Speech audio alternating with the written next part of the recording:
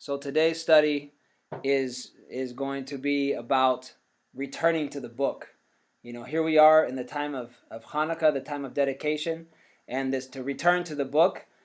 This is for the modern day Maccabees, for the people that are willing to rise up and stand against the world, in the sense the way the direction the world is going, the way the world is sharing the word of our Creator. And we're going to return to the book. But what is this book? The book is commonly called the Bible. But we're going to go in and we're going to find out, the essential parts of this book, and what is the book and all these things, and that we could actually understand how we got the scripture that we have in our hand today, and why we can put so much faith that it is the word of Elohim, and how it was handled throughout history, and how it helped shape history all over the world, and how eventually this message that's within this book is actually what's going to spill out, pour out on the earth, and cause the Almighty's purpose to flourish. His word, he says in Isaiah 55, his word that goes out from his mouth will not return to him void. And, as we were talking before study about seeking things, about seeking the Most High, and people you don't know everything. None of us know everything. So there's things that we're studying into. We don't have a full grasp on it, all these things. And I just want to turn to a scripture before we actually start the full study. But this was part of the study, but I think it's good to do it at the beginning. And then you can reflect on this scripture at the end again. 2 Chronicles 15, verse 2. And of course you could read the whole story, but we're gonna just pull this out. And it says so. Now this is from a prophet, and he said, and he went out to meet Asa, and he said to him, "Hear me, O Asa, and all Judah and Benjamin. Yehovah is with you as long as you remain with him. And if you search for him, he will let himself be found by you." So I think that this should give people, as we return to the scriptures, as we return to the book, that to realize, to let this play over in our mind, that Yehovah is with you as long as you remain with him. So, and that if you search for him, if you seek him, he will let himself be found by you. If you seek, you will find. If you knock, the door will be opened. If you ask, you will receive. You know this message. This scripture is this message, this whole walk with our Creator, the way, the derech of the tzaddikim, of the righteous, is not just something that you can it doesn't take seeking. This takes seeking with all your heart. And we find ourselves in a confused world. But to remember this, what we don't know, it says what is hidden is Yehovah's, but what we do know is ours and our children forever. This is what the Israelites, they know this from the beginning, at the end of Devarim, Deuteronomy. But just to know this, each individual person who's seeking, to know that. And then it says, if you abandon him, he will abandon you. So if you give up on this road, that's it. You've lost it. And it says here, verse 3, for a long time Israel has been without the true Elohim, without a Kohen teaching, and without the Torah. So we find ourselves much like this. Israel has been a long time without the true Elohim. We in our own imperfect way, we related to the true Elohim, but did we really understand the true Elohim on his terms? And all of these type of things? Do we understand him in the way that he desired for us to understand him? Does he, the true Elohim, and then have we had a Kohen to teach us, these things?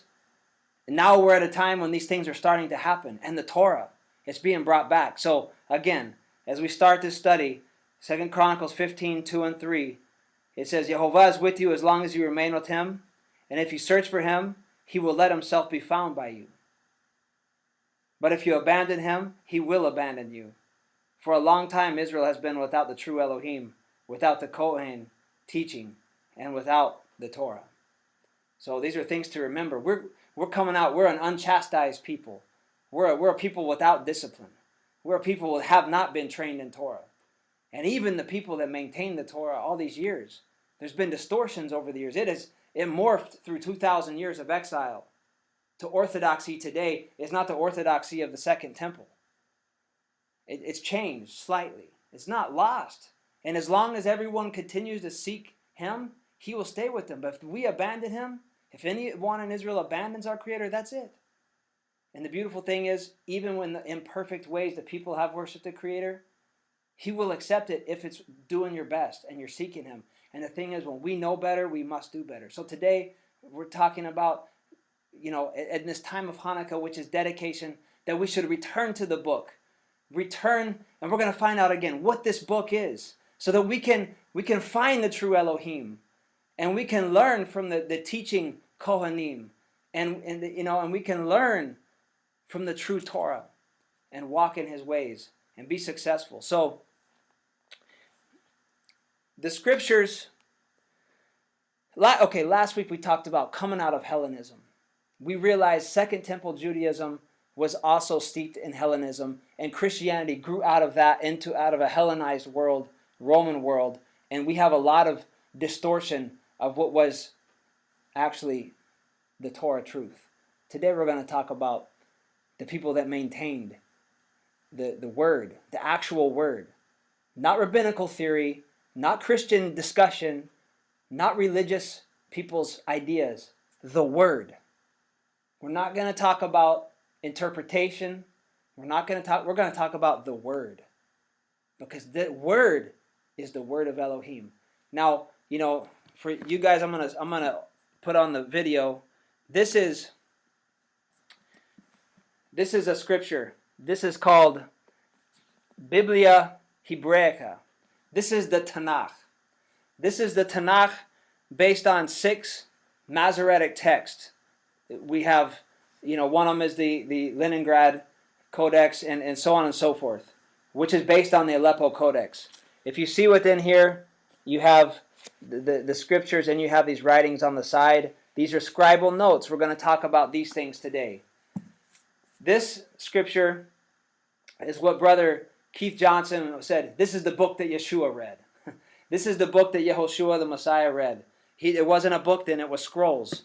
And they had scrolls of Isaiah, they had scrolls of Jeremiah, they had scrolls of the Chronicles, scrolls of the Kings, scrolls of Samuel, scrolls, these writings, these holy writings. Okay?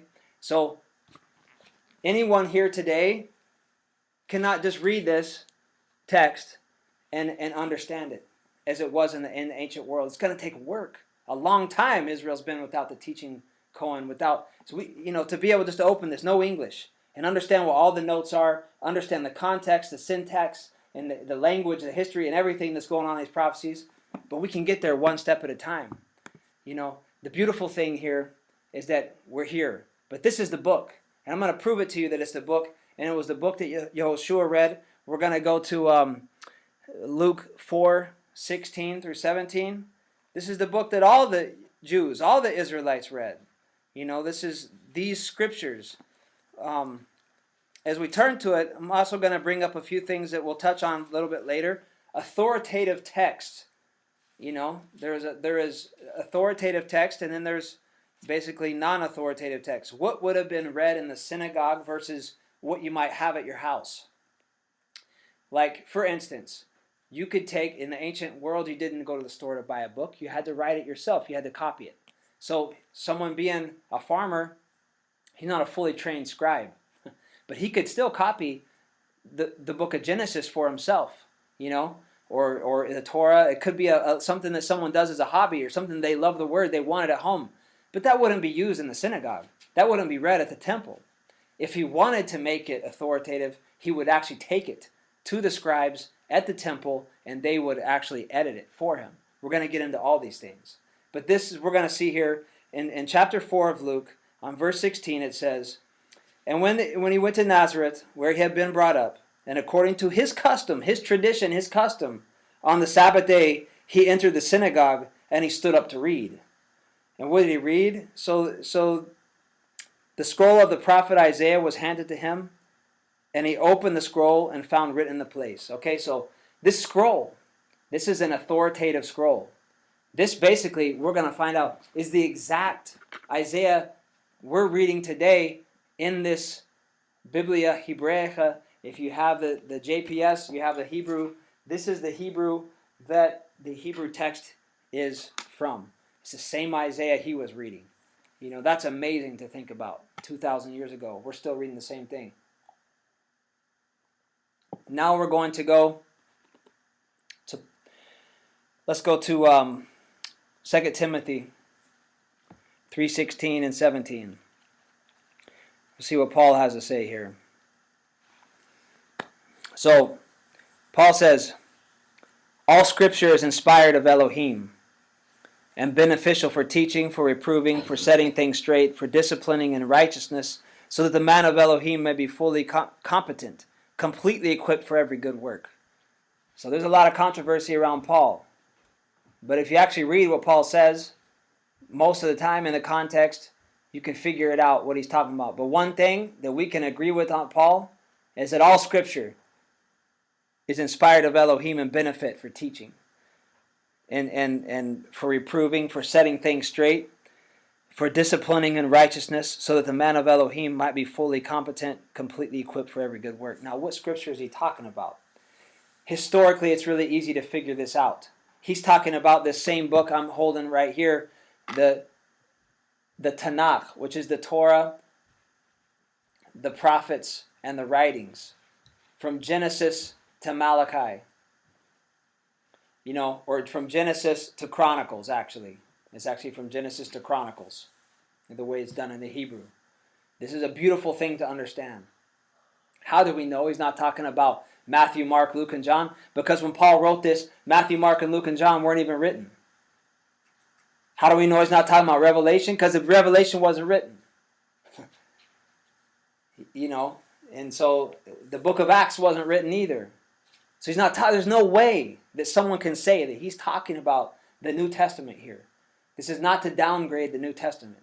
But we're going back to what actually the clear word of Elohim. Anything else that we can attach to that as being a part of the great works of Elohim, yes. But if it doesn't line up with this is what you've seen it with Christianity is they took some of these writings in the New Testament without a good understanding of the Tanakh and went off. Became Hellenized and lost the faith.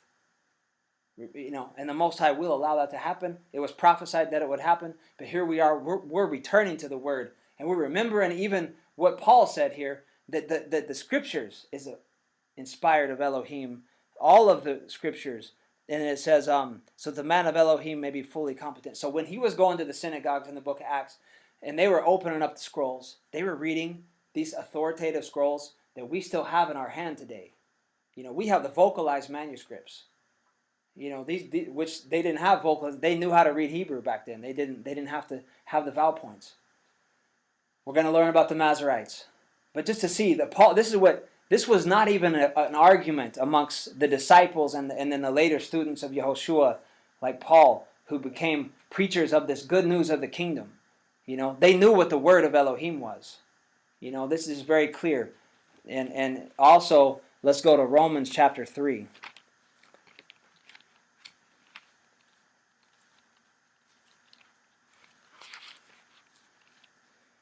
He says, so what then is the advantage of the Jew, of the Yehudi? Or what is the benefit of circumcision? Okay, this is the Paul that supposedly did away with Israel and supposedly did away with circumcision, which would actually be both things against the Tanakh. Well, he says what? What does he say about these things? A great deal in every way. There's a great benefit in every way to these things. First, the first great benefit to being a Jew is that they were entrusted with the sacred pronouncements of Elohim, or the oracles, maybe yours will say, other translations. What does the Jewish New Testament say?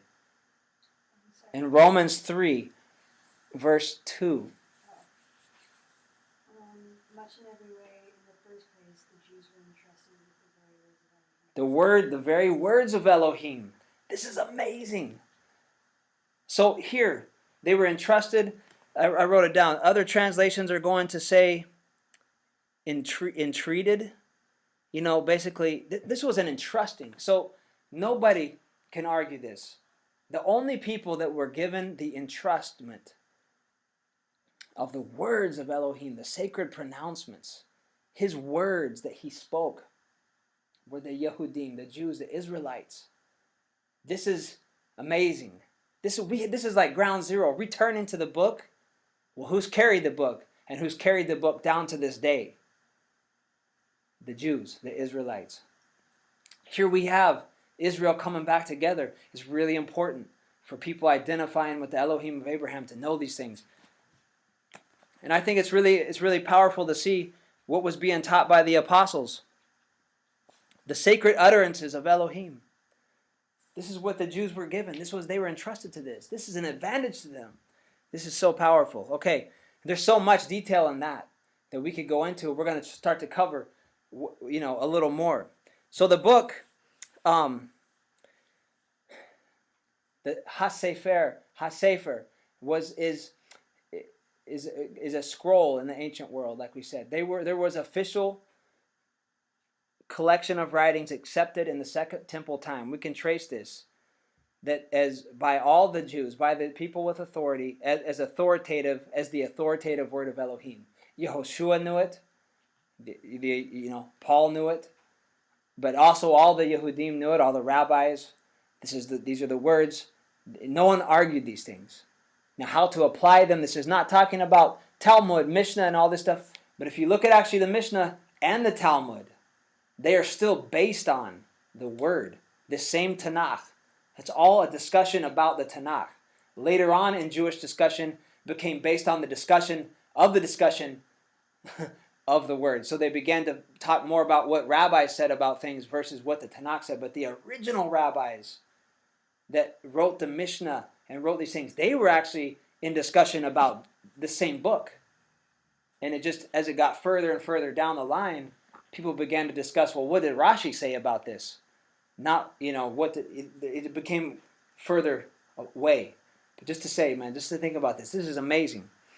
So instead of saying, well, what did Paul say about this? Today we're talking about what the Word says, or how we even got the Word. And remember what was actually told by the prophet, that we should seek the Most High, search for Him, we will find Him. So if we don't know some things, if we continue to seek for Him, He will show us. If we ask, He will let Himself be found. This is amazing. Okay, so one thing that I think about this says that to have a Tanakh, which again, the Ta is for the Torah, the Na is for the Navim, the prophets, and the Ka is for the Ketuvim, the writings. These are the three sections. That is how it's broken down for us today. To have this implies that there's a purpose. The fact that we even have this, despite all the things that tried to stop us from having this book, these wonderful holy writings, it implies, and the fact that it was even made, implies that there's a purpose, a divine purpose. This is Yehovah's word. He wants it to be known. So there's a reason, a why, and who is it for? These are good questions. Okay, so who wrote it? So now let's go to Exodus 32.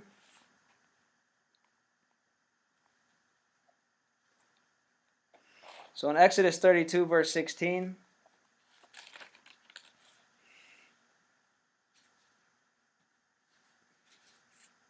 it says, the tablets were Elohim's work, and the writing was Elohim's writing, incised upon the tablets. So who began to write the scriptures? Yehovah Himself, the Almighty wrote. So just think, this is how holy this is. This book, the Creator of the universe, the one who actually his first pronouncement that is recorded was Yihi Or, let there be light. Moses wrote this. He wrote it down. He told us what it was. But when the Most High began to write on those tablets, as the beginning of ordaining Moshe to write the Torah for Israel, it started with the Creator. He spoke to all Israel, and then He wrote it for all Israel. Think about that. He wrote, this is His writing. This is miraculous. This is beyond even what we can wrap our head around. But these words that we hold come from the Creator of the universe. He's the author, and He's the first writer of the scriptures. And so let's go to Devarim 4. I mean, there's so many amazing scriptures we could go to, but we're going to touch on some. And now, who's it for? Obviously, it's for Israel. And with Israel, there was a mixed multitude. And also, it's for people in the last days and all down through the ages. But, it even says, like I didn't bring it up, I don't think. In 2 Timothy 3, 16 to 17, it talks about the scriptures. In verse 1 of 2 Timothy 3, it talks about the last days. There's this understanding that the prophets had, and people that study the scriptures, they get this understanding that there's a last days, meaning that there's a time when there's going to be a culmination of the events of the prophets, and things are going to take place like have never happened before and will never actually need to happen again. But Israel was given this word. Deuteronomy chapter 4, verse 1. And now, O Israel, Shema, give heed to the laws and the rules that I am instructing you today to observe, so that you may live to enter and occupy the land that Yehovah, your Elohim, your Father, is giving you. You shall not add anything to what I command you or take away from it. Anything, don't take anything away from it. But keep the commandments of Yehovah, your Elohim, that I shall enjoin upon you. You saw with your own eyes what Yehovah did in the matter of Baal Peor, that Yehovah, your Elohim, wiped out from among you every person who followed Baal Peor. While you who held fast to Yehovah, your Elohim, are alive, all alive today. See, I have imparted to you laws, rules, as Yehovah my Elohim has commanded me, for you to abide in the land that you are about to enter and occupy. Observe them faithfully, for that will be proof of your wisdom and your discernment to other peoples who go on hearing all these laws, and they will say, surely that great nation is a wise and discerning people. For what great nation is there that has an Elohim so close at hand as Yehovah our Elohim, whenever we call upon him? Or what great nation his laws and rules are as perfect as all this Torah that I set before you this day? But take utmost care and watch yourself scrupulously, so that you do not forget the things that you saw with your own eyes, and that they do not fade from your mind as long as you live, and make them known to your children and to your children's children. The day you stood before Yehovah your Elohim at Horeb, when Yehovah your Elohim said to me, gather the people, that I may let them hear my words, in order that they may learn to revere me as long as they live on earth, and may so teach their children. You came forward and stood at the foot of the mountain. The mountain was ablaze with flames to the very skies, dark with dense clouds. Yehovah spoke to you out of the fire. You heard the sound of words, but perceived no shape, nothing but a voice. He declared to you the covenant and commanded you to observe the 10 matters, and he inscribed them on 2 tablets of stone. At the same time, Yehovah commanded me to impart to you laws and rules for you to observe in the land which you are about to cross and occupy. That is it. This is amazing. So this is the author. This is how it happened. He began to give these words to Israel. Now, we also have Moshe as the author. We have in Exodus chapter 24, verse 1 through 4.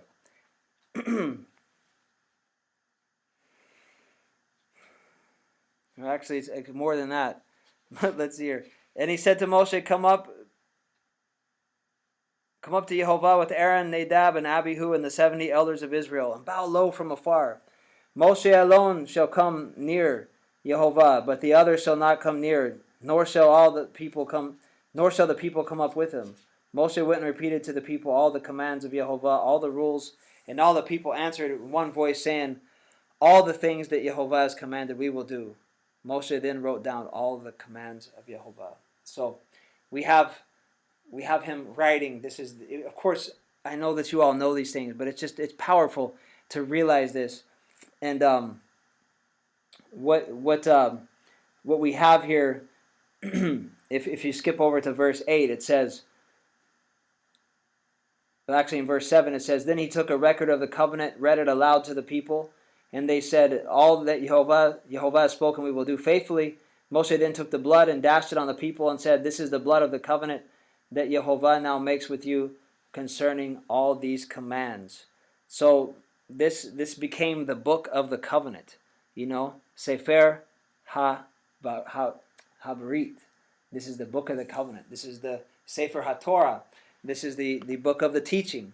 These are the things that, this is amazing. This is how the words that were written down on this are the agreement that is made between Israel and the creator of the universe. Really, the creator of the universe and Israel. Israel agrees. So then just to fast forward to Jeremiah 31, the new covenant, the renewed covenant, it's a similar thing. Now you begin to get an understanding of it. Like, it says the Torah will be written on the hearts of the people, the innermost part of them. So the development, what's really happening is that these words become a part of us. And this is what Moshe was pointing us to. This is why it was written down. So why? Who wrote it? The reason. And basically, eventually, we find in the prophecies that no one wants to tell their neighbor to know Yehovah, because all will know him to the least of the greatest. That's the powerful thing here.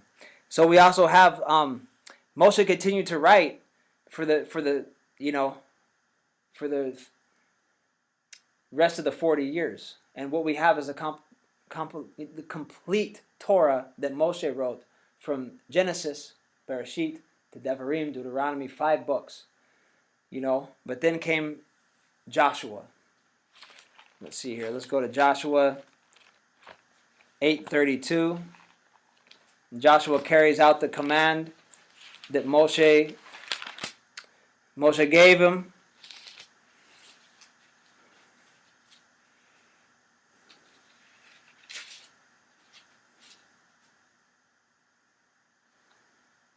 Well, let's just do it 30.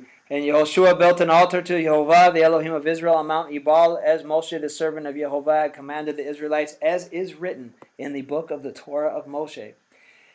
An altar of unhewn stone, upon which no iron had been welded. They offered on it burnt offerings to Yehovah. They brought sacrifices of well-being, and there on the stones he inscribed a copy of the Torah that Moshe had written down for the Israelites. All Israel, the strangers and citizens alike, with their elders, officials, and magistrates, stood on either side of the ark, facing the Levitical priest who carried the ark of the covenant. Half of them faced Mount Gerizim, half of them faced Mount Ebal, as Moshe, the servant of Yehovah, commanded them of old, in order to bless the people of Israel. Afterward he read all the words of the Torah, the blessing and the curse, just as it was written in the book of the Torah. This is, so again, Basefer, in the book, in the Sefer. So this is, again, the book. Return to the book. As it was written, as it was written. There was not a word of all that Moshe had commanded that Joshua failed to read in the presence of the entire assembly of Israel, including the women and the children and the strangers who accompanied them. So so this is amazing. This is exactly what's supposed to be done. This is exactly what the Torah is for. It's for the men, women, and children, for all Israel. It's not just for men. It's not for people to be locked away studying in a yeshiva, in a university, studying it, and not getting, and that people just that sit at home, or there wasn't supposed to be a super educated class that only could understand it. This word is for all Israel. Of course there will be people more advanced. But really, obviously, Joshua, Yehoshua, and the Levites, these people were more advanced than the regular Israelites, but the words were for everybody. He read it for everybody. That's what this Torah is for. So who's it for? The men, the women, and the children, for all Israel to hear. Now, we're going to backtrack real quick to Deuteronomy 31. And this stuff is so powerful. I love it. Okay, so verse 9. Moshe wrote down the Torah and gave it to the Kohanim, the sons of Levi, who carried the ark of Yehovah's covenant, and to all the elders of Israel. So it looks here to me personally, that Moshe wrote more than one copy. It looks like he made one, like official one, that he gave to the Levites, and he also looks like he gave probably one to each of the tribe. There's a tradition around that he gave out, that he wrote 12 Torah scrolls. But these obviously were the official writings of Moshe. This is that he could have been working on these. People could debate this, but I think he gave it to the Levites and to all Israel. And Moshe instructed them as follows: every 7th year, the year set for remission, at the feast of Sukkot, when all Israel comes to appear before Yehovah your Elohim in the place that he will choose, you shall read this Torah aloud in the presence of all. Gather the people, the men, women, children, and the strangers in your communities, that they may hear and learn to revere Yehovah your Elohim, and to observe faithfully every word of this Torah. Their children too, who have not had this experience, shall hear and learn and revere Yehovah your Elohim as long as they live in the land that you're about to cross the Jordan to possess. So this is also something very important to remember. Torah scrolls were very limited in the ancient world, but one of the keys to understanding the Torah is to realize that it was meant to be heard. Actually, the word scripture is a late development. It actually was mikra. The Torah was called mikra. Why? Because it was read. It means the readings from which that is proclaimed. That it actually wasn't the basic Israelite, their relationship to the Torah was hearing someone read it to them. This also shows you that it was written in a way, in a language that people could relate to, so that you could understand it. Yes, there's deep hidden things within it. King David prays to have it revealed to him. But the basic understanding of Torah, what you need to know to serve and please your Creator, is there for the basic person. It's not up in heaven that you need someone to go get it. It's not below the earth or across the sea or anywhere else. It's near you. It's right here. That's the word of faith. This is the whole thing. And so this is why it was given this way. So as we return to the book, realize you don't have to have a college degree or be a doctor of Torah to understand the Torah. Thankfully, people gave their whole life to preserving it, because most people have just decided that other things were more important. But for all Israel, this was how it was to be given, and this is the way it was given. So we have this amazing book, and so what happened after Joshua? Hold on here.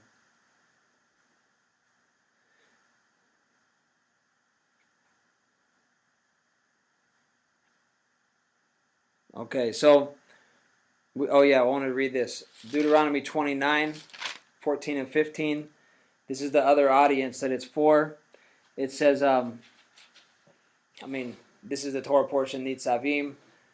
We love this one so much. And it says that he was making this covenant with the generation that was about to go into the promised land. But he said, in verse 13, it says, I make this covenant with its sanctions, not with you alone, but with those who are standing here with us this day before Yehovah our Elohim, and with those who are not with us here to this day. That's the future generation. That's you all. That's us. This covenant is made if we cleave to it. This is amazing. So what is it? The Sefer is the book that we're returning to. And this started with the book that Moshe wrote, the scroll, the 5 books of Moses. And so though it's true that there is such thing as a Septuagint Greek Bible, we're going to touch on that in a little bit, that the Hebrew, it was originally written in Hebrew, and it was written, honestly, the language, think about it, to get to read it in the real language that it was actually meant to be, no translation. It's going to take some work for people that aren't born speaking Hebrew, and even biblical Hebrew is a little different than modern Hebrew. But just to say, this really is an amazing thing that you can actually learn and begin to dig into this ancient language and connect with this book and connect with Israel. And one day, with hard work, you won't have to have. You can go and hear the Torah read, and you'll understand every word. That would be an amazing thing. Okay, so. But from Moses to the Babylonian captivity, a lot happened, So we're gonna go on this journey now. So let's talk about what happened to this book during that time. Now, one of the things that Moshe brings out is that they were going to ask for a king. They were going to say, look, we want a king like the rest of the world. Moshe knew this. It was written in the prophecy. The Most High knew it. They would want a king, and so it was. This is actually where the idea of a Mashiach king came in. They actually wanted it. They didn't want, so basically for Israel, they were ruled by prophets. And they weren't, were they ruled by prophets? They weren't like the prophets, the king.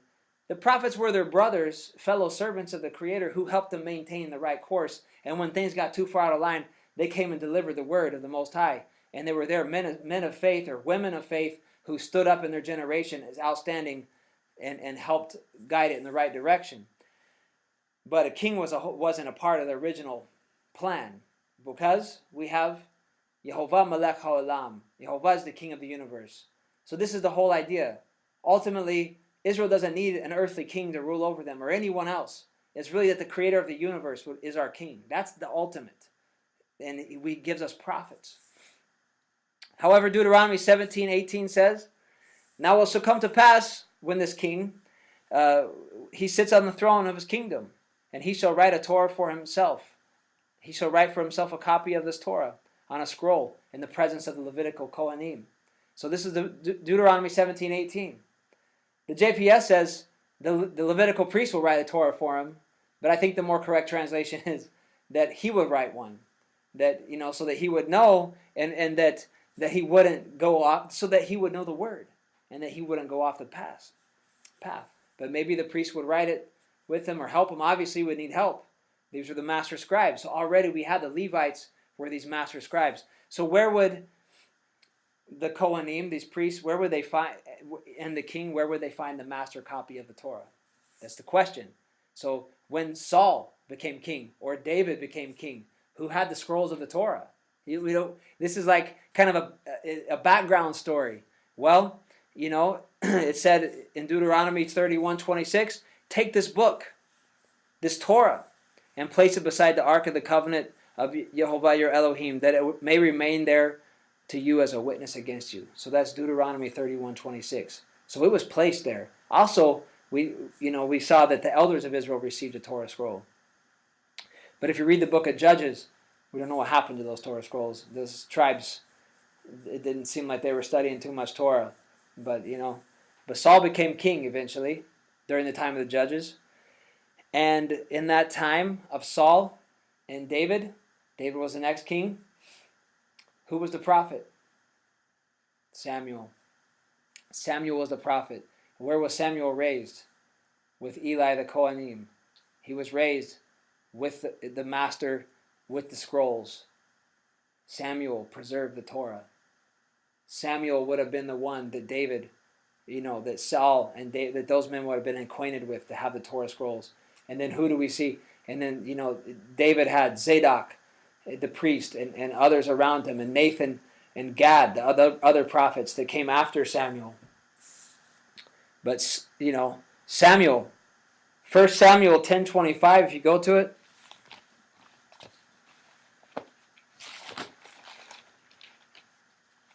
First Samuel 10:25 says, this is actually the time when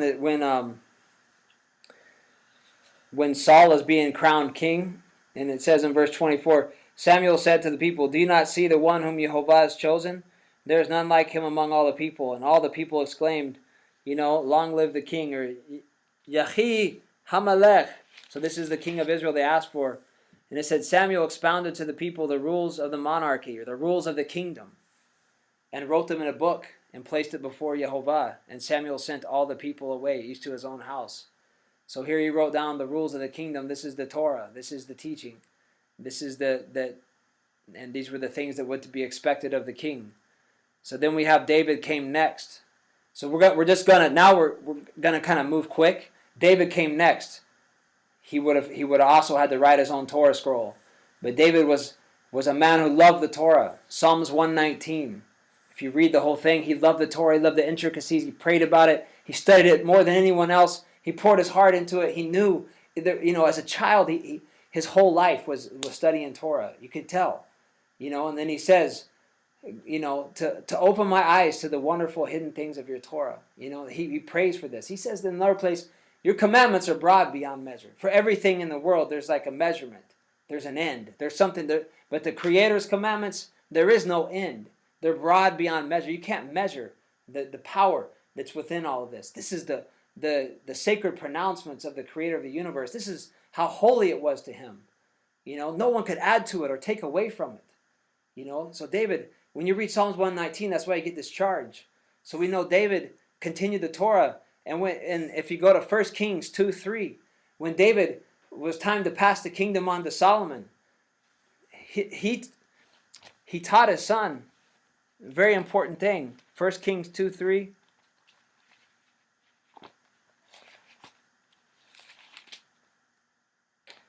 He said, so when David's life was drawn close to an end, he instructed his son Solomon as follows: I'm going away of all the earth. Be strong and show yourself a man. So how do you show yourself a man?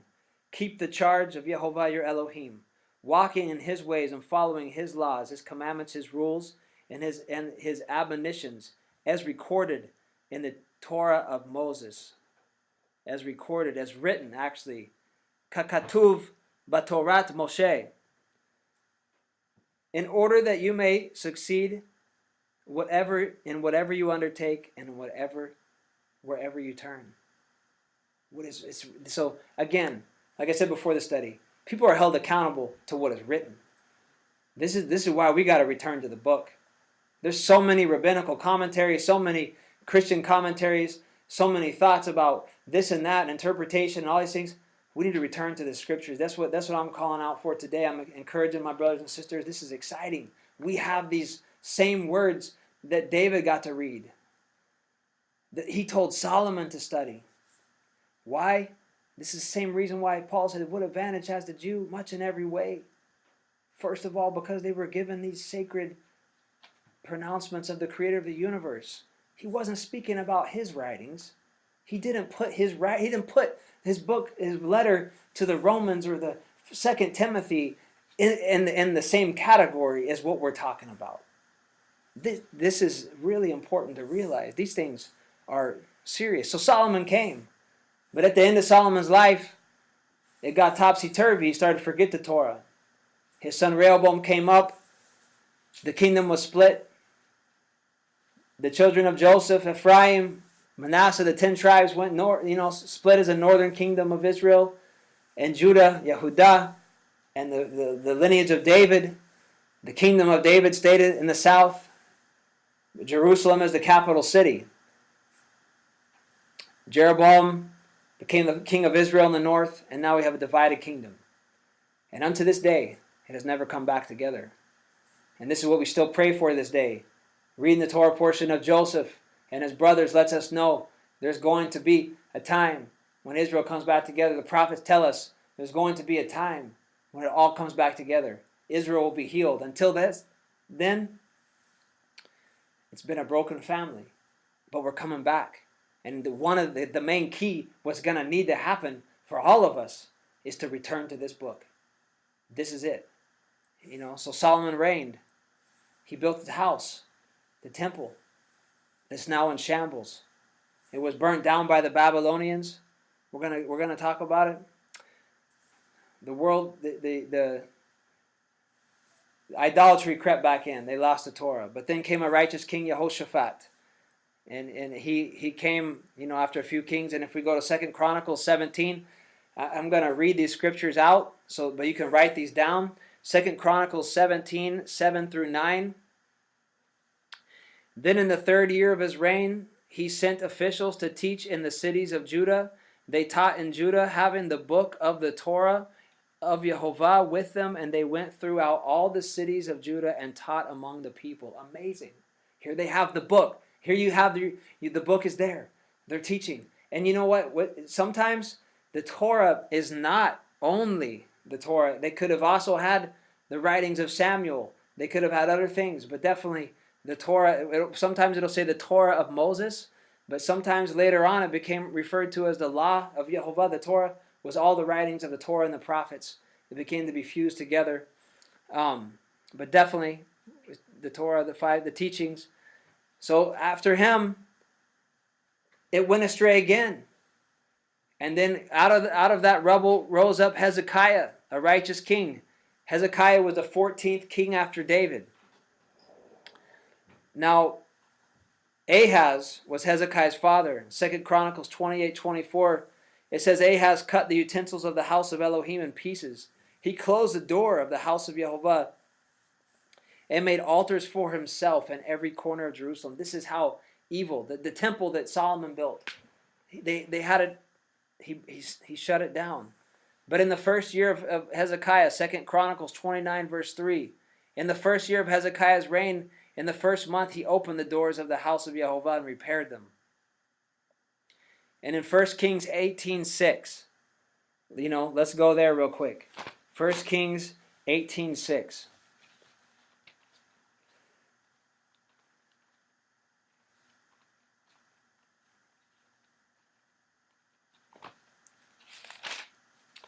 It says, oh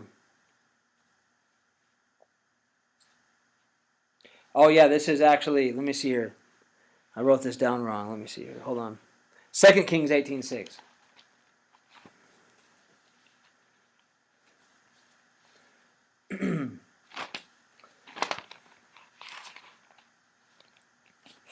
It says, he clung to Yehovah. Oh, actually, I want to read above this. It says verse 4 or verse 3, he did what was pleasing to Yehovah just as his father David had done. He was actually the son of Ahaz, but Ahaz had gone astray, as we just read. He abolished the shrines and smashed the pillars and cut down the sacred post. He also broke in pieces the bronze serpent that Moshe had made.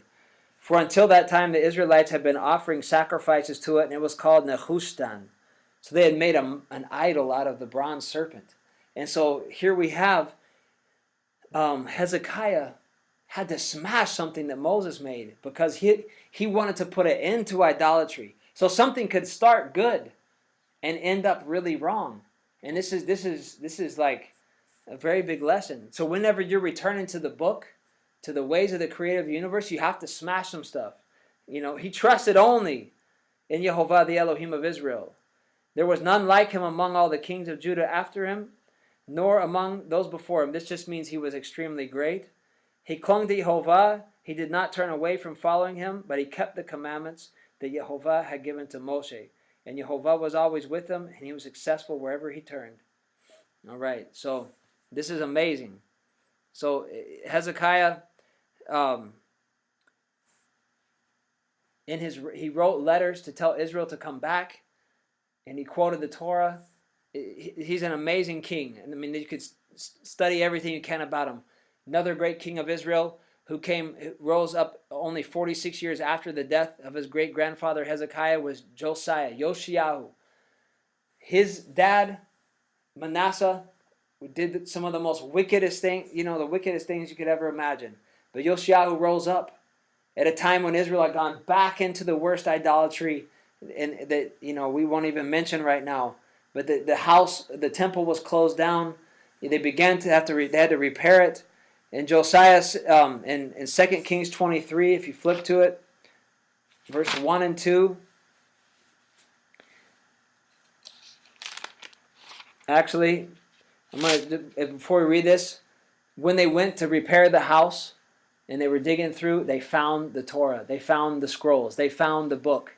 It was lost for a certain amount of time, and now it's rediscovered. And when they read it, when he had a chance to read it for himself, and the Kohanim could read it, they realized how far they had gone. And it's only 46 years from Hezekiah's death. He'd only been dead 46 years, and they had basically, it had gotten so bad, they had forgotten. That just shows you how one missing link, you could basically lose almost everything. But the Torah was preserved in the temple underneath the stones, and they found it when they were cleaning up. In 2 Kings 23, the king summoned all the elders of Judah and Jerusalem and assembled them, and the king went up to the house of Yehovah together with all the men of Judah and all the inhabitants of Jerusalem, and the Kohanim and the prophets and all the people, young and old, and he read to them the entire text of the covenant scroll, which had been found in the house of Yehovah. This is amazing. The entire book of the covenant is another way you could translate that. So this is it. The scroll was there. This is the time of Jeremiah, And what happened right after that? Josiah passed away. There was a few more little kings of Israel that reigned for a short time, or kings of Judah. But basically Nebuchadnezzar came, ransacked Jerusalem, took the Jews away captive, and Jerusalem lay desolate, and the temple was burnt. And so what happened to the Torah? We have this history of what happened, but where did the book go when the temple was destroyed? And so, after the destruction of Jerusalem, how do we have it now? So now let's go to Ezra, chapter 7. So we have Jeremiah. You have the book of Ezekiel while he was in Babylon. You have Daniel. Daniel 9 shows he's pouring over the book of Jeremiah. So these scrolls are there with the prophets. But if we go to Ezra chapter 7, it says, And I love this. Actually, we'll just start in verse 1. I just have to read it. After these events, during the reign of King Artaxerxes of Persia, Ezra the son of Sariah, Ezra ben Sariah, son of Azariah, son of Hilkiah, son of Shallum, son of Zadok, son of Achitub, son of Amariah, son of Azariah, son of Mariot, son of Zariah, son of Uzi, son of Buki, son of Abishua, son of Pinchas, son of Eleazar, son of Aaron, the chief Cohen, the first of the... So that's his lineage. He's of the lineage of Aaron, Pinchas, Zadok, and Ezra. He's the true lineage of the Kohanim. It says, verse 6, it's that Ezra that came up from Babylon, a scribe, a sofer. So he's the writer. What is it? And it says, an expert in the teaching, in the Torah. He's an expert in the Torah of Moshe. So he's the one who carried it up. He's the one who had been studying it during the 70 years of exile. He had learned from other master scribes. And who was that? That master scribe priest was his dad, Sariah. Do you see that? Does yours say he was an expert in the Torah? In verse 6? He was a scribe skilled in the law of Moses. Skilled. So here, the scribe, he was able to write. He knew the Torah. So now if you go down to verse 10, it says, Ezra had dedicated himself to study the Torah of Yehovah so as to observe it and teach the laws and rules to Israel. So this was while he was in Babylon. So we see here that the Torah was still maintained by the Jews, by the Kohanim, by Ezra and his family. There was a family that maintained it. It wasn't, maybe not everybody had this. Of course, a lot of Israel wasn't, the house of Judah was in idolatry. There's a reason why Jerusalem went down. But these families kept it. They preserved it. Remember, they were entrusted with the sacred pronouncement of Elohim. This is the story of the book that you're holding in your hand. For Ezra had dedicated himself to study the Torah. No one forced Ezra to do it. That's the other thing. It took his self-dedication to study the Torah, the teachings of Yehovah, so as to observe it and teach the laws and rules to Israel. This was his life mission.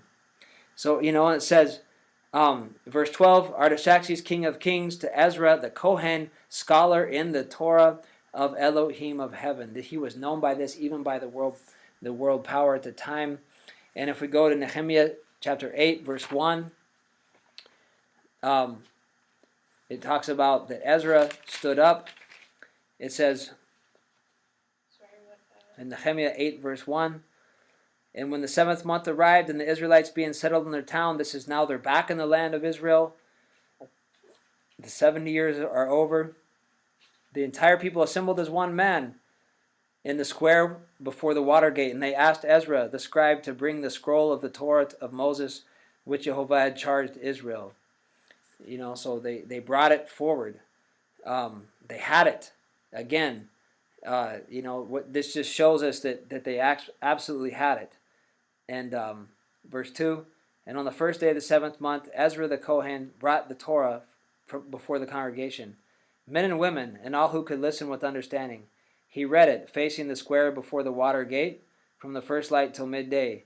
To the men and the women and those who could understand, the ears of all the people were given to the scroll of the Torah, or they were attentive. They were open, and it says another translation would say the Levites read, and then it says if you go all the way down through verse 8, it says let's skip to verse 5. Ezra opened the scroll in the sight of the people, for he was above all the people as he opened it. All the people stood up, and Ezra blessed Yehovah, the great Elohim, and all the people answered, Amen, Amen, with their hands upraised, and they bowed their heads and prostrated themselves before Yehovah, and with their faces to the ground. Yeshua Bani, Sherbai, Yamin, Achub, Shabbatai, Hodin, Maseh, Kelita, Azariah, Yozabad, Hanav, Peliah, and the Levites explained or translated the Torah to the people so that while they stood in their place, they read from the scroll of the Torah of Elohim, translating it and giving it sense so that they could understand the reading. So a lot of Israelites were having a hard time understanding the archaic Hebrew. They were having a hard time understanding biblical Hebrew, even though they were still in biblical times. There have been a lot of Aramaic coming in. things had changed, and so now they're hearing the way Hebrew was spoken in Moses' day, and they're like, whoa, what's that really mean? It's like they needed to, the exile had been hard on them. The majority of them hadn't heard, but they were, so this also shows you, you don't have, the beautiful thing is there will be people that will teach. There are people that are studied. There are people that you can learn from, and you see it here. And but the basic Israelite, it doesn't mean that you don't have to do your best, but it means that if you have a hard time understanding Hebrew, or if you have a hard time, some people in these days that were with Ezra did too, and they had to have translators, and they had to have people help them understand it. But what we all share in common is a desire to do what is written, and I think that's what's really going to set apart Israel in these last days, returning to the book, returning to the way, and really wanting to do what is right. And this is amazing. They had it. And so after Ezra, they built the temple, everything's happened, but then came the time of Hanukkah, where the Hanukkah rose out of, the Hellenistic Empire. Alexander the Great rose to power, took out the Persians. He got control over the land of Israel, and his Hellenized society infected the whole world, so to speak. And even as we read last week, Israel, Jerusalem, they built gymnasiums, and they basically, in one part, in Alexandria, Egypt was the second largest Jewish community outside of Israel. And that Jewish community had many, now what we're going to call unofficial Torah scrolls. And they were commissioned to actually write the Septuagint scriptures, translating it actually into Hebrew. From Hebrew to Greek. Kind of Hellenizing the scriptures. You can't use the Septuagint as the sacred pronouncements of Elohim. He didn't speak in Greek. He didn't, And that's almost like, it was meant to happen, but what you'll find out is there's people today who are going to argue Septuagint's the most accurate. So this is now we're going to get into the meat of the matter here. People are going to argue the Septuagint's the most accurate because it's actually older, because it goes back to 300 BC or 250 BC or whatever. Actually, there is no Septuagint from that time. The earliest Septuagint we have, I think, is in 2nd century. The earliest that I know of is 2nd century Common Era, like AD, CE, whatever. Of course, we know it goes back that, but it's passed down. We don't have the original manuscripts or even BC manuscripts of the Septuagint, except we do have a few fragments in the Dead Sea Scrolls. And what's amazing about those is that actually the Tetragrammaton was preserved in them. So it shows that the Jewish scribes actually, the one thing they wouldn't convert over to the Greek language was the Yod He Vav He. But in the basic Septuagint that everybody has today, there's no Tetragrammaton. And also, there's no Tetragrammaton in the New Testament manuscripts, even though there's a lot of evidence that there originally was, and I believe that there originally was too. Even if it was originally written in Greek, I think that the original writers of the New Testament used the Tetragrammaton. I think that's very important.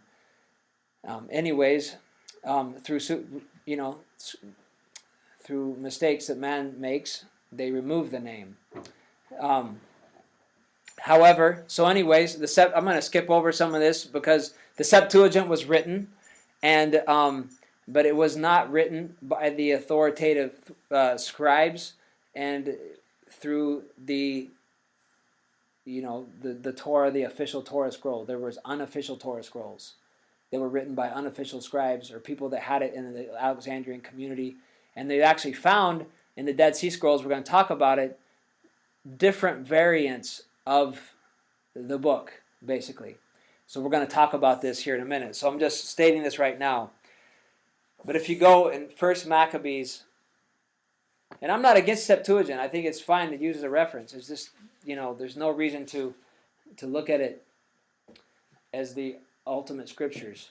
1 Maccabees 5:6. But I thought the Septuagint, I can wait, but I thought the Septuagint I thought they did agree that it was. I thought it was like 62 rabbis or whatever. I mean, right? Okay, yeah. So the Septuagint, that's the tradition around it, that there was 72 rabbis and they agreed that it had to be translated that way, but Right. either way, there's a lot of mistakes in the Septuagint. Either their Greek wasn't that good, or it's not. When you compare it to the Massoretic text, you can. All scholars agree it was taken from a different text than the Massoretic text. Okay, so First Maccabees 56, 156. It says, any books of the Torah that came into light were torn up and burned, and wherever anyone was discovered possessing a copy of the covenant or practicing Torah, the king's decree sentenced them to death. Okay, so this decree happened in the land of Israel where there were the official Torah scrolls, and they went and they ransacked the temple. So where was the Torah? What happened to the Torah? What happened to the book during this time? Well, let's go to 1 Maccabees 3:46. Remember, there was that wonderful priesthood family that stood up against the Hellenization, which we call them the Maccabees. They were the sons of Mattisyahu, and it says here, as they were going, they were on the run and they were getting ready for battle, and in 346, First Maccabees, or 346, it says, and after this is after Jerusalem was left uninhabited. It says, after mustering, they made their way to Mizpah, opposite of Jerusalem, since Mizpah was traditionally a place for prayer for Israel. That day they fasted and put on sackcloth, covering their heads with ashes and tearing their garments. For guidance that the heathen would have sought their images, they opened the book of the Torah. So, like the world would search out for their false gods and bow to idols, these Israelites, the Maccabees that were there, as we call them, they opened the Torah. So I guess they had the Torah scroll, which is amazing. Right? So here's the story of the Torah. It's amazing. So the temple was rebuilt. It was they reinstated it with Hanukkah. The Torah scrolls were back. They had these people that had trained, in the writings and the scribal practices, and this set the stage for the Second Temple during the Roman first century Roman times, and we're going to have to go to some of the Jewish sources now to find out what happened to the scriptures. So the Jerusalem Talmud, it says, the Jerusalem Talmud Ta'anit 42, 68a says this: there were 3 scrolls in the temple courtyard. So there were 3 scrolls in the temple courtyard. Let's see here. And it says the Mayoni manuscript, the Zatui manuscript, and the He manuscript, or High manuscript. So what this one, the Mayoni manuscript, we're going to find out what this is really all about here in a few minutes. So this one was called the Mayoni scroll. But basically, people would bring their scrolls to the temple courtyard, and they would actually proofread it and go over it, and there was a guild of scribes who actually corrected this thing. So when these were these 3 official texts, right, of the scriptures. They had 3 ones, and sometimes they didn't line up with one of them, and they would have to go with the majority, 2 of the 3, like how a word was spelled, or there was little things like that. This stuff is all documented. It's really amazing. And so what they found in the Dead Sea Scrolls were one thing they found was these pre-Massoretic texts, we'll say. We had the Massoretic text is what we have today, which is the most precious one is the one called the Aleppo Codex. But they have texts that were found in the Dead Sea Scrolls that were pre-Massoretic texts, which means they're the same text of the Massoretic text, but they predate it. So they actually found basically the Massoretic text can now be traced back to 250 BC. Easy. But what they also found in the Dead Sea Scroll were tons of unofficial scrolls, that had different spellings. For instance, it could explain it like someone having the King James version, and then when you read it in your house, you have a different version, right? You have the New Revised Standard. It's easier, but the archaic English is hard. So what we actually find is that the unofficial scrolls that people had in their modern tongue, they actually would change a few words that no one used anymore. And this is how they know, like, hey, this is Second Temple Hebrew. Moses didn't write this. But what we have in the Massoretic text, which the oldest actual full manuscript we have is from the 900s, basically, maybe late 800s, but basically the 900s, 10th century. The Massoretic text has archaic Hebrew spellings. It's proven. Older than the Dead Sea Scroll spellings, even though they found the pre-Massoretic text too. But this to say, this whole time that people have been with their Septuagint thing, we have stuff that goes way back to Moses' time, spellings that never changed from all these years of the book. We have, the Hebrew is different in Ezekiel than it is in the Torah. It wasn't just written by Ezra. He maintained it, and it was passed down. And it's never been lost. It was given to certain families who maintained it all the way to this very day. That's, like our brother Nehemiah Gordon says, that's the most amazing discovery in the Dead Sea Scrolls. And they found another thing, a manuscript that had a correction over the top. And it showed this was a manuscript that someone had done at his house, and he had taken it to the temple and had it corrected. So this stuff is amazing. So just to also think, these manuscripts were edited. So now we're gonna get into it. I know this is a long study, but I'm excited about it. So we'll keep going here. So basically, this is what happened. This is what it was like when Yehoshua went to the temple.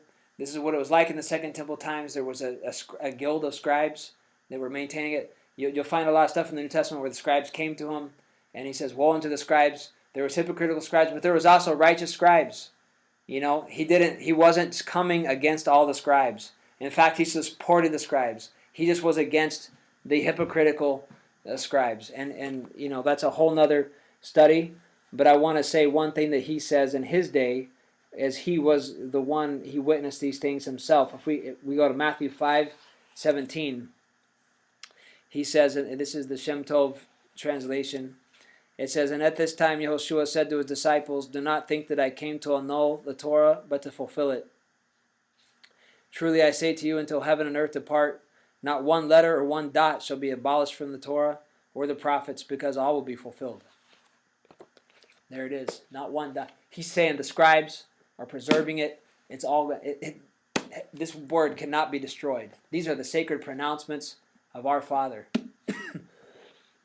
So, this is incredible.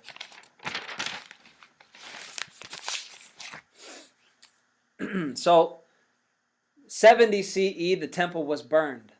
The Romans almost wiped out, completely the Jewish people. There was because of a certain rabbi was snuck out of Jerusalem. He had to fake that he was dead, and he was snuck out as a carcass. They thought he was dead. He got to the outside, and he was able to make a deal with actually that came later, so we'll have to edit that part. That came in 135. Sorry, I'm gonna combine it, crossing. But anyways, in 70 CE, the temple was burned down, and it said one of the things they did was they took the temple and they burned it, and they took all the stuff that was in it. And so when Titus took his spoils to Rome, Josephus tells us about the spoils. It says, the spoils in general were born in a promiscuous heaps, but conspicuous above all stood out those captured in the temple at Jerusalem. After these, and last of all, the spoils was carried a copy of the Jewish law, the Torah. He had the menorah, and you can see there's the famous artwork piece of him carrying the menorah. He took a copy of the Torah, but this doesn't have to mean that it was only the 5 books of Moses.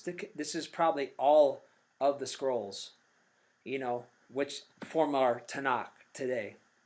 Okay? Remember, there were 3 scrolls that were there, right? The one called the Maoni scroll is the one that's going to come to the forefront here.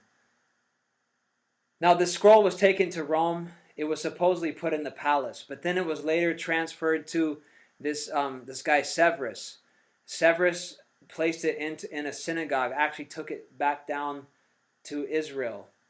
This is this is from a different book called the background of the Isaiah scroll by Kutscher. This is what he quotes. This is among the things written in the Torah scroll, which were taken from Jerusalem into captivity, brought to Rome, and stored away in the synagogue of Severus.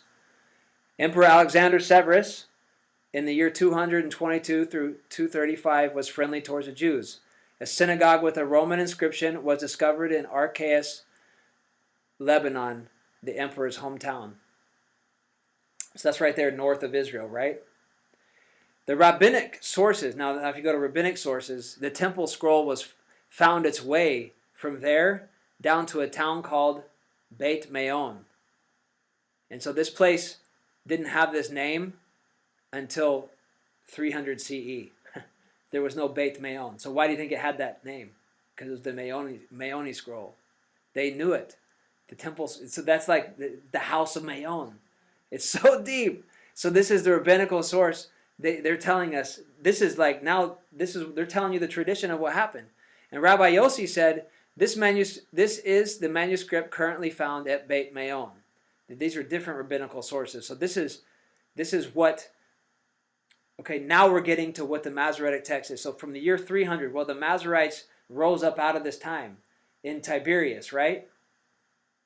So now we're going to go fast forward to the 12th century, to the great Rabbi Moshe, Moshe ben Maimonides, the Rambam.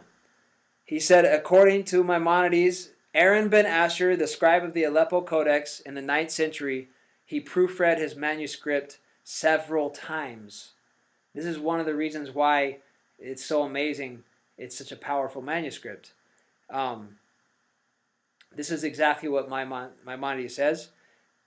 That is the famous manuscript in Egypt. This is Aleppo Codex that used to be in Jerusalem a number of years ago. Everyone relies on it to proofread their manuscripts because Aaron ben Asher proofread it meticulously for many years, proofreading it many times. Okay, that's from the Mishnah Torah. So basically, hold on. Now we're going to go back. Where did this Aleppo Codex come from, and how does it tie into the Beit Maoni scroll? Okay, so now we're gonna go and we're gonna look. We're gonna talk about this Tiberias community. Okay, the city of Tiberias. Now this is from actually AleppoCodex.org. The Tiberias lies on the western coast of the Sea of Galilee. It was built by Herod Antipas in the 1st century CE, and it was named after Herod's friend, Roman Emperor Tiberius. The city was built on the model of a Greek polis with well-developed governmental institutions. During the Mishnaic and Talmudic periods, Tiberias was one of the most important cities in Eretz Israel, famous because of its location on the fresh water of the Sea of Galilee and because of its hot medicinal springs. Sounds nice to me. As well as for the outstanding sages and the many synagogues that were there. So this was an amazing Jewish center. For many generations, Tiberias was an important spiritual and religious center. From 235 CE on, it was the dwelling place of the Nasi, who was basically like the king of David's descendants, president and chief official of the Jewish religious leader, and the site of the Sanhedrin, the highest religious court. In time, Tiberias became the center of the Jewish community in Eretz Israel, and the Jerusalem Talmud was completed there in the 4th century CE. When pilgrimage to Jerusalem was prohibited by the Byzantine rulers, Tiberias became one of the centers to which Jews of the diaspora made pilgrimages. During the Middle Ages, Tiberias was the most important Jewish city in Eretz Israel and the diaspora, and its importance exceeded that even of the holy city Jerusalem. One of the most important projects connected with the name of the city Tiberias was the creation of the vocalization and cantillation marks that preserved the text of the Bible by means of the Massoretic commentaries. And then it just, the most famous scholar was Aaron ben Asher, the son of Moshe. We're going to find out now. So this is what was going on. The interesting thing is, and I'll try to give you guys a clip of this map, but basically Tiberias and Beit Meon, where this temple's Torah scroll that was taken from Rome, the temple was burned, but the Torah scroll was saved, and the Tanakh was saved, carried all the way to Rome, marched through the streets in the palace. Then it was given to this guy Cervantes, and then he put it in a synagogue. He was friendly towards the Jews for a few years, put it in a synagogue, and it made its way back into the land of Israel to this place called Beit Meon. Well, it's like actually a few hour walk from Tiberias. And what do you think Aaron ben Asher was proofreading his text against? This is why it's so powerful, guys. It goes, we just took the road. And then this Aaron ben Asher and his family, they created the cantillation marks. And there was others, the Ben Naphtali. There were other scribes that also created cantillation marks. But we're dealing with the Tiberian family. Their scribal work became the superior one, the one that basically became followed. Now, I really am inspired by Aaron ben Asher, and I just want to read just a little bit about who this man was, because people today, this man is a true master, a son of masters in this writings and in preserving the sacred pronouncements of our Creator to the minute detail. And even from this we find the name that was almost lost, Yehovah, the vocalization. And had he made a mistake, and he could have translated it, he could have corrected it, that's going to come later. But if there was any mistake, he could have corrected it, and he actually did make corrections. And they have a whole group in Israel. They haven't published it. In Jerusalem or in Israel, they had mighty Hebrew scholars going over the Aleppo Codex, and they noted every single time Aaron ben Asher corrected it. There's so much information about to come out. It's incredible. So anyways, Aaron ben Asher, listen to this. Aaron ben Moshe ben Asher was the last in a lineage of Massoretic scholars as recounted in early Massoretic treaties. Asher, the great elder, so this is the great-great-great-great-great-grandfather Asher, the great elder of blessed memory, and after him was his son Nehemiah. May his soul rest in peace. And after him was Moshe, the son of Nehemiah, and after him his son Asher, and after him Moshe his son, that is to say Moshe ben Asher, and after him was Aaron his son, that is to say Ben Moshe. And you should know that Aaron ben Moshe ben Asher ben Moshe ben Nehemiah ben Asher, the elder of blessed memory, was the last in the lineage. The Ben Asher family was active in the city of Tiberias, as we learn from the introduction to the treatise on the precise cantillation marks written by Aaron ben Asher. So this is actually what is written in the Aleppo Codex about the completion of this manuscript. It says, "This is the complete codex of the 24 books, written by our teacher and Rabbi Shalomo, known as Ben Boya'a, the swift scribe, and the Spirit of the Lord guided him." And so this is the guy who wrote the letters. Okay, he was actually hired by Aaron ben Asher to write the letters. But that wasn't the hard part. And Aaron ben Asher went back and corrected him. But anyways, but he was still blessed. He was an amazing person. And they felt that Yehovah was with this man. And it was vocalized and transmitted with great meticulousness by the great scholar and wise sage, the Lord of scribes and the father of sages, the chief of scholars, swift in his deeds, whose understanding of the work was unique in his generation, Master Rabbi Aaron, the son of Master Rabbi Asher. May his soul be bound in life with the prophets and the pious and the righteous. This man was a serious holy man, and the way he approached it. So when you get to open this book, and you see the cantillation marks, you see the vocal shva, which people have such an issue with, that says va'ata. I mean, I just opened this up to Isaiah. Va'ata Yehovah Avinu Ata. We see here, and you, Yehovah, our Father. That's what I just opened it up and looked at it. The reason I can read this is because of the work of Aaron ben Asher. And this manuscript that I'm reading was based on his work. What is so powerful about this? He preserved all the archaic spellings and the vocalizations going all the way back, as far as we know, to Moses. That's incredible. He preserved the way Ezekiel wrote the Hebrew. So what is this thing about the vocal shva? I'm going to get into the vowel points at another time, and the people that argue about the name and all these things. The vocal shva is a very important vowel, which is the two dots is where you get the Yeh and the Yehovah. But it's all over, Yeh and Yehoshua, or the Yeh and Yeshayahu, Anyways, this wasn't done by accident. This was meticulous, and this was a very important work.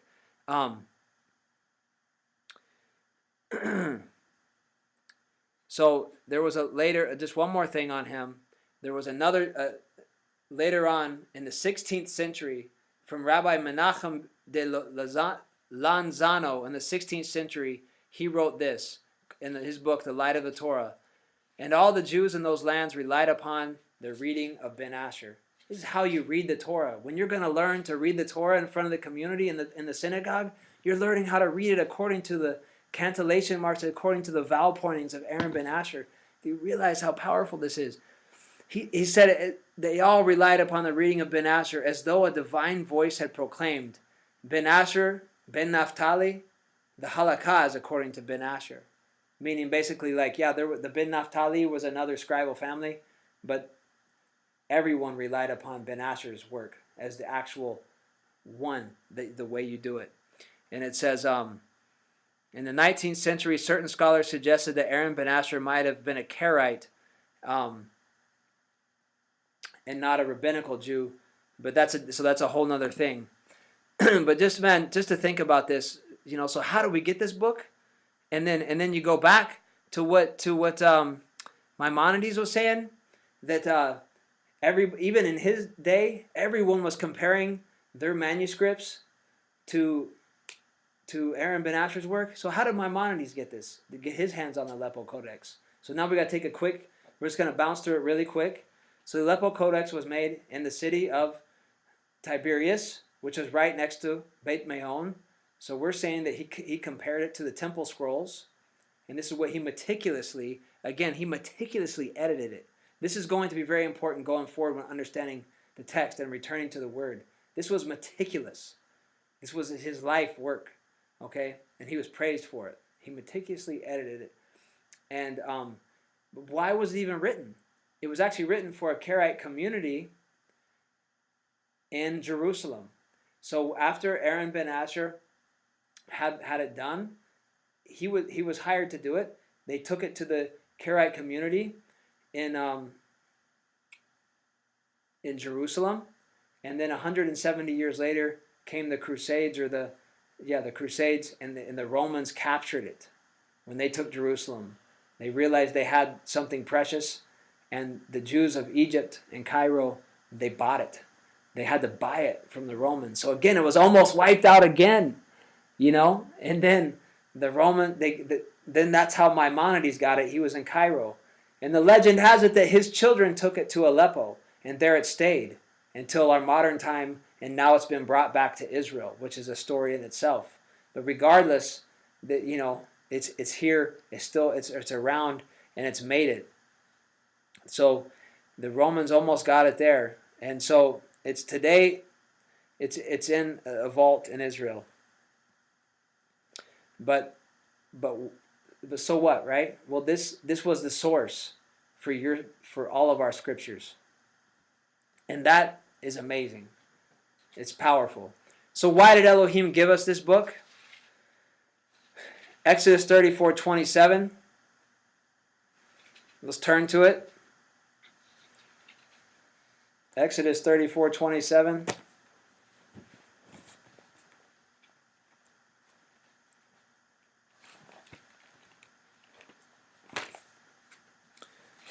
So why do we have it? Why? So you can see the hand of the creator of universe behind this, so that we would even have it today.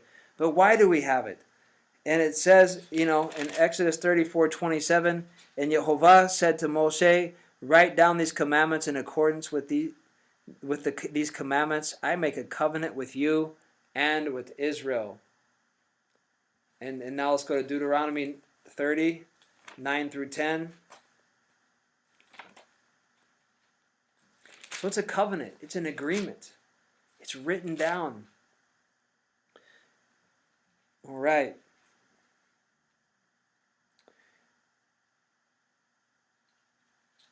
Deuteronomy 39 through 10.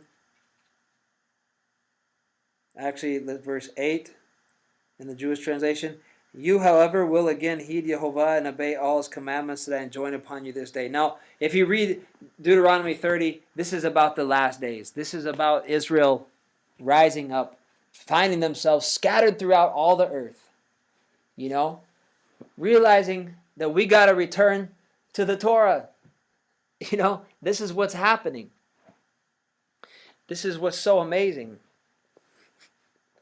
And it says, and you, however, will again heed Yehovah and obey all his commandments that I enjoin upon you this day. And Yehovah, your Elohim, will grant you abounding prosperity in all your undertaking. And then I'm going to skip down. It's all these blessings. Verse 10, since you will be heeding Yehovah and keeping his commandments and laws that are recorded in this book, this Sefer HaTorah, once you return to Yehovah, your Elohim, with all your heart. So here it is. It's what it's always been. Now let's go to Deuteronomy 32, 46 and 47. This is it, brothers and sisters.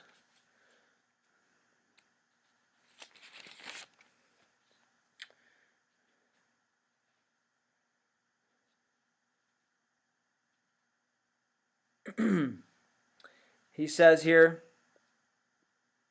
when Moshe finished writing the words to all Israel, in 46 says, he said to them, take to heart all these words which I have warned you this day, and join them upon your children, that they may observe faithfully all the terms of this Torah.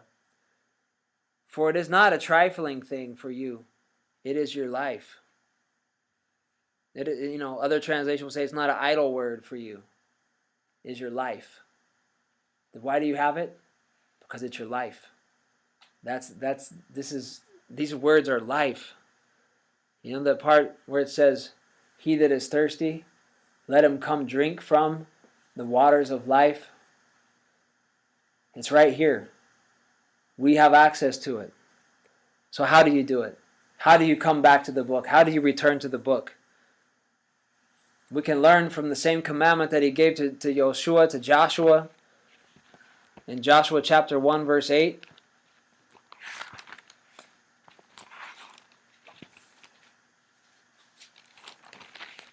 So how do we do it?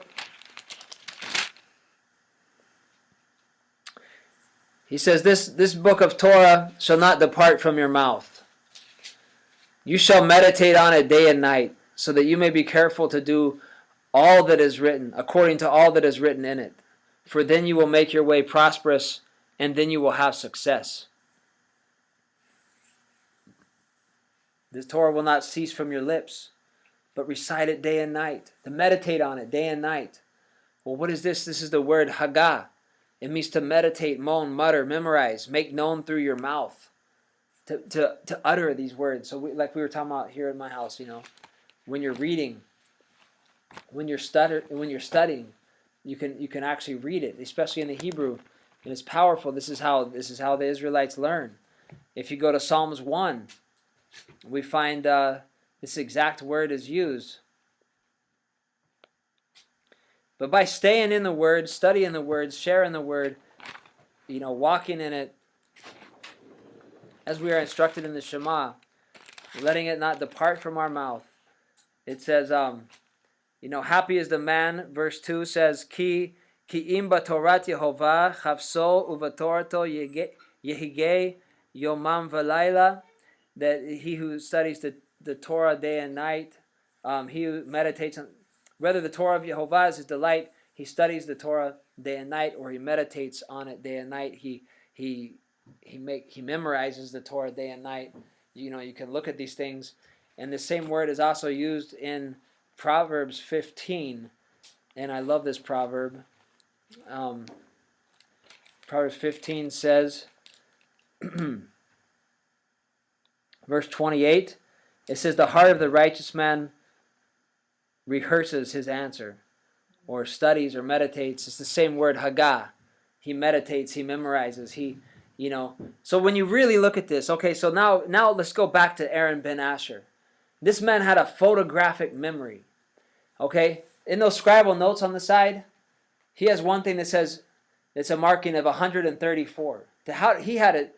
His notes, on the scribal notes, were there to checks and balances. If he saw something that seemed wrong or out of place, he looked in the marginal note. He had something that's called, it was 134. He wrote 134 in Hebrew letters on the side. Every time Adonai appears with reference to the Creator, but not being attached to the Tetragrammaton, there was 134 times. It's been misunderstood that he was saying they replaced the Tetragrammaton with Adonai there, but that's a misunderstanding by people that came later. He's saying this is supposed to be Adonai there, and that's why it has the 134. Sometimes there's a weird spelling of a word that appears one time in the whole Tanakh, and he has a lamed there. Yep, that's supposed to be like that. That looks like an error, but it's not. This is how it's passed down. Sometimes a word only appears like this twice, and it has a bet for 2. He had all of these markings. He had a photographic memory of the 24 books, the Tanakh. Imagine. Such an amazing person, such an amazing scribe. No computer to help him. Handwritten. It's mind-blowing. So the least we can do is begin to practice a little memorization and learn the Hebrew alphabet and begin to work towards it. Because if we have to be like Ezra in Babylon and set our mind to understand the Torah and to walk in these ways. And of course, Ezra came from a long line of righteous people. And this is a very serious thing. So how do you unlock this book? How do you return to the book? How do you unlock it? These 3 keys that are really important to use is the language, the history and the context. If you understand the history of the time that it was written in, you can understand the text a lot better. The language, the Hebrew language, and there's so many sources that can help you dig into the Hebrew. You can get a better understanding, and then the context of what it's talking about. So Zephaniah 3:9, we're going to actually end with Zephaniah 3. But I want to say there's a 4th component here, which is prophecy, which is I'll say the secret purpose of Yehovah that can't just be grasped by anyone at any time. It's only in His perfect time to reveal it. Only in His perfect time. It says that in Amos that He reveals His secret to His servants, the prophets. It says in the Psalms 25 that He reveals His secret, His sod. It's called sod. He reveals His sod to those that fear Him and keep His covenant. This is what David was praying for, to open my eyes to the wonderful hidden things of your Torah. So there's some things that you can't just get from language, history, and context. But if you look at the scriptures in this way, you're going to be on the path to having a good understanding, and then He can take you to the next level of understanding. But let's go to Zephaniah 3 to finish this beautiful study of returning to the book, as it talks about the return of the Hebrew language. It says, "For then I will make of the people a pure speech," or I will purify the tongues of the people. That's the returning of the Hebrew language, so that they may all call on Yehovah by name. See, it is part of actually getting a solid evidence on what his name is. Where do we find it? In the same text that was preserved by the holy scribes. Who was preserved? These were the people that were given the sacred pronouncements of Elohim to preserve, so we can find it. And right within these same writings, we find that the language would return. We find that the calling on the name of Yehovah would return, so they could call on him by name, and they could serve him shoulder to shoulder in one accord, so that once again this can all happen. We are at the time, a cusp of this happening. And it says, "From beyond the rivers of Cush, my suppliants shall bring offerings to me in fair Puzia." Now, I'm going to have to, what does yours say there in verse 10? From beyond the rivers of Ethiopia, my suppliants, my scattered ones, shall bring my offering. Okay, that's a little better. Yeah, so we're going to keep moving on. This is English. We're not going to do an in-depth breakdown of this right now. "In that day you will no longer be ashamed for all the deeds by which you have defied me. For then I will have removed the proud and exultant within you, and you will be haughty no more on my sacred mountain." This whole thing is a humblingness for all of Israel. And at the same time, we look at our history, it hasn't been great. But he's going to remove this. He's going to also get rid of the prideful, get rid of the bad elements. "But I will leave within you a poor, humble folk, and they shall find refuge." What are they going to find refuge in? "B'Shem Yehovah," in the name of Yehovah. "The remnant of Israel shall do no wrong, and speak no falsehood. A deceitful tongue shall not be in their mouth. Only such as these shall graze and lie down, with none to trouble them." This makes it clear that he's gonna purify his people. And there's no automatic just get in based on anything. He's gonna purify the remnant of Israel. They're gonna love his name. They're gonna be humble. "Shout for joy, fair Zion. Cry aloud, O Israel. Rejoice and be glad with all your hearts, fair Jerusalem. For Yehovah has annulled the judgment against you. He has swept away your foes. Israel's sovereign, or Israel's king, Melech Yisrael, Yehovah, Bakir Rebech." Yehovah is within you. It says Israel's king, Yehovah, is within you. He's within Israel. You need not fear misfortune anymore. "In that day, this shall be said to Jerusalem, have no fear, O Zion. Let not your hands droop. Your Elohim, Yehovah, is in your midst, a warrior who brings triumph. He will rejoice over you and be glad. He will shout over you with jubilation. He will soothe with his love those long disconsolate. I will take away from you the woe over which you endured mockery. At that time I will make an end of all who afflicted you.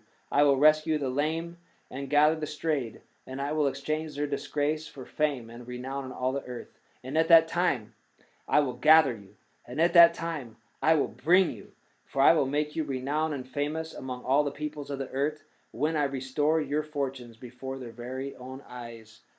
Amar Yehovah, says Yehovah. Amen. This only happens for returning to the book. So as we come out of Hellenism, as we come out of the deception, we have these sacred pronouncements of the creator of the universe. This is it. And these words will come to pass. And every word that's gone out of his mouth, it's going to accomplish exactly what he sent it forward to accomplish. And it won't return to him void. Amen.